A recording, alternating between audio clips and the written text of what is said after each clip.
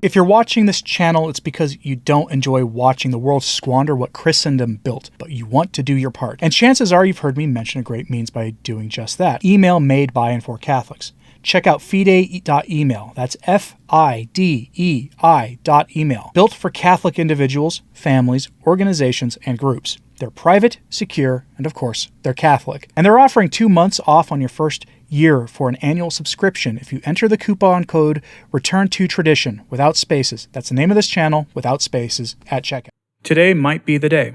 We are told through rumors from credible sources that allegedly a document on the banning of the traditional Mass in the diocesan setting, as well as a few other things, is supposed to drop today.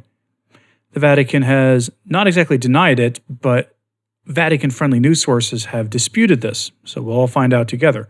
Perhaps by the time you're seeing this, the story will have been resolved one way or another. But some actual journalists have identified the men most directly responsible for the efforts to ban the traditional Latin Mass. Even if that rumored document that's supposed to be dropping on the church like a ton of bricks doesn't materialize, we know the document exists and is sitting in Cardinal Arthur Roche's files waiting for the opportune time. And we now know who it is that's helping him and Pope Francis bury sacred tradition forever. Our story today comes from Mesa and Latino, who got their hands on an interview or an article, an open letter really, from Pax Liturgique. And between the two of them, they've gotten some enormous scoops in the past.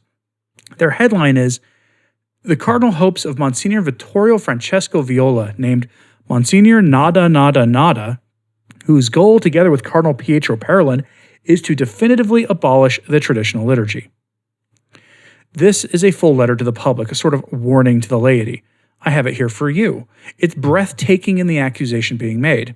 Yes, Cardinal Parolin, a potential Pope Francis II, and Cardinal Viola are seeking to curry favor with Francis by destroying the apostolic liturgy. And yes, they have the very, very real animosity towards the same Mass that fed the saints until 60 years ago. So here is their letter, a story of ambition and corruption. Pope Francis is preparing his next consistory and does not hide it, which is causing a stir in the world of the Curia, with which there are discrete ambitions and others that are less so. Those very visible of Monsignor Vittorio Francesco Viola, 60 years old, Secretary of the Dicastery for Divine Worship, do not fail to amuse in this ruthless Roman world. A Franciscan like Cardinal Gambetti, Archpriest of St. Peter, Vittorio is a pure product of the University of St. Anselm, the Roman university dedicated to the liturgy, whose professional environment is in perfect symbiosis with the Dicastery of Divine Worship, and provides specialists in the Reformed liturgy in all the seminaries and universities of Italy. Encouraged by Bishop Sorrentino, who was Secretary of Divine Worship and is today Prelate of Pompeii, noted by Francis for having organized a highly publicized lunch of the Pope with the poor in Assisi, Vittorio Viola was appointed Bishop of Tortona before becoming the second figure of Divine Worship in 2021, replacing Bishop Roche, who became prefect. It should be noted that Viola worships the mastermind of the liturgical reform, Annibale Bugnini, whose episcopal ring he piously wears. Bugnini, secretary of the Concilium who invented and fabricated the reform, meaning the Novus Ordo, had subsequently become secretary of the Congregation for Divine Worship. In short, Viola took possession of the office of the reformer, who made a joke of the fact that the traditionalists said that he had done what Luther had failed to achieve, destroying the Roman Mass. However, it is said that this promotion was a disappointment for Viola, who was presented as a young wolf. He was 55 years old, with the markings of suddenly becoming prefect of the new liturgy.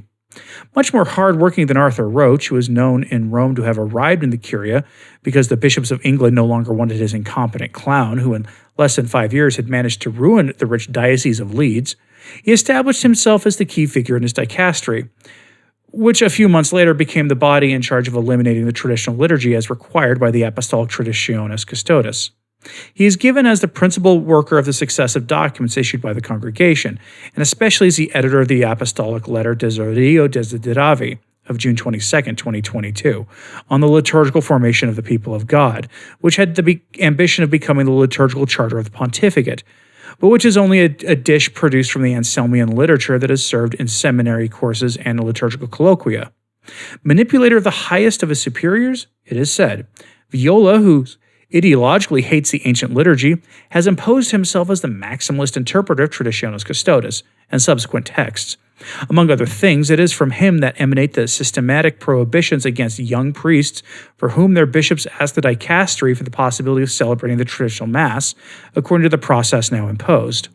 Thus he sworn Monsignor Touvet, coadjutor bishop of the Frejus Toulon, that the new bishops who asked to be ordained for the community of the missionaries of divine mercy could only be ordained according to the new ordination ritual, and that they should then only celebrate according to the new ordo.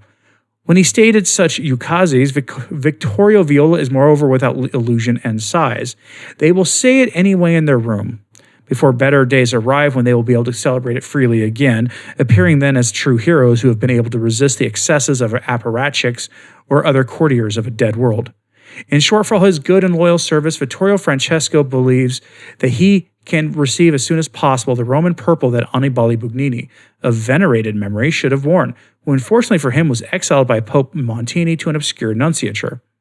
Let us recall that the recent refusals to grant the Mass according to the Usus Antiquor in Covadonga for the closing of the pilgrimage of Nuestra Senora de la Cristiandad by the one who is nicknamed Monsignor Nada Nada Nada, in derision in opposition to the todos, todos, todos, so dear to Pope Francis.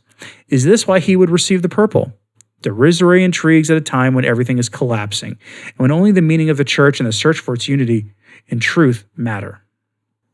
It's interesting here that we have the man behind the Traditionis Custodes, essentially, and the documents that follow that built on it, where he is a disciple of Annibale Bugnini. If you're not familiar with who Archbishop Bugnini was, he was the one who, first under Pope Pius XII in the early 1950s, designed a new form of liturgy for Holy Week, which opened the door for the abolition of the traditional Mass, or the attempted abolition of it, and the imposition of a new Mass in 1969, which was of his creation.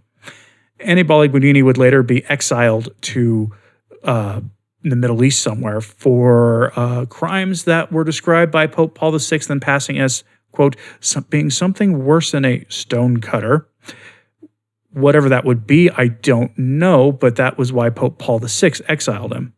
And now we have a bishop who models himself and his career off of that same bishop, who has higher ambitions to become a cardinal. And most anybody who has the ambition to become a cardinal wants to be more than a cardinal. They would like to become the Holy Father themselves.